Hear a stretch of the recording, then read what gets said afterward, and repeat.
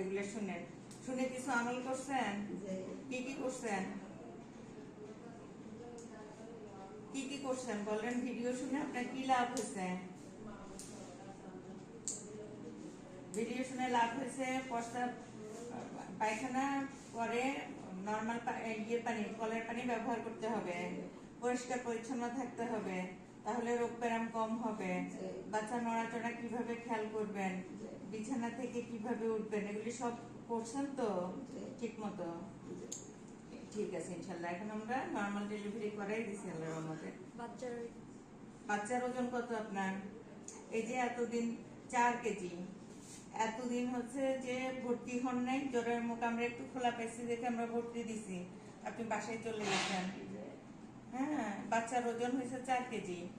এই 4 কেজির বাচ্চা বড় হয়েছে না ওই দিনের থেকে? অনেক 10 দিন বাড়িতে ছিলেন, এতে বাচ্চা অনেক বড় হয়ে গেছে। আমাদের কথা শুনতে হয়, হ্যাঁ, তাহলে আপনার কষ্ট আর একটু কম হইতো। ঠিক আছে ইনশাল্লাহ।